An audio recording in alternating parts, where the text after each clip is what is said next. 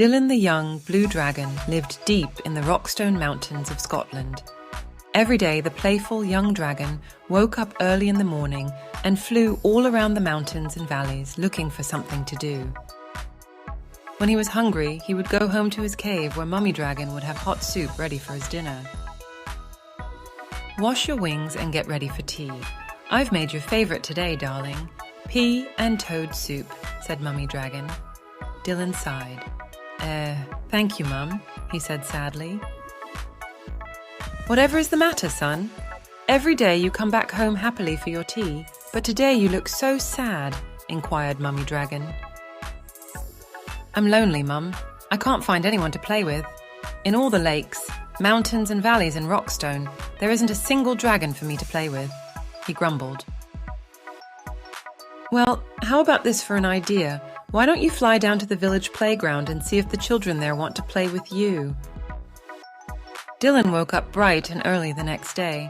He was very excited that he would soon have friends to play with every day. He put on his baseball cap and school tie and flew past the valleys and mountains until he reached the little village of Falkirk.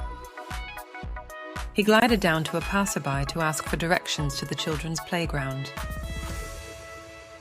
That way, pointed the quivering man. Oh, he must be cold, thought Dylan. After all, humans don't breath fire like dragons, so they must find it very difficult to keep warm. Not long after, Dylan the dragon came in for a swift landing in the center of the playground. The playground was filled with smart young children in bright red and grey uniforms with their school ties. Dylan tugged at his tie and cleared his throat.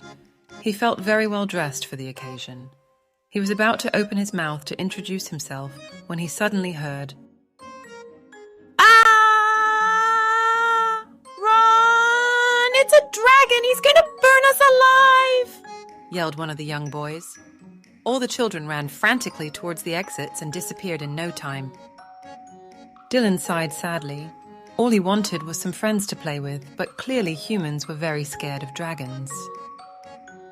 He flew home with his head hung low to see what Mummy Dragon had made for tea. The next day, Dylan decided to try and make friends with the children in the playground again.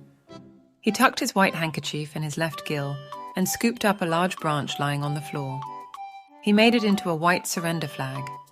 He crossed his claws and hoped the children would give him another chance. Down he flew again into the center of the playground with his white surrender flag clenched in his jaw. "I just want to play and be friends," he said softly.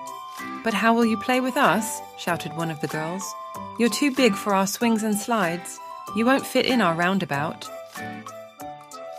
"Well, why don't I take you all for a ride to the valleys and the mountains of Rockstone?"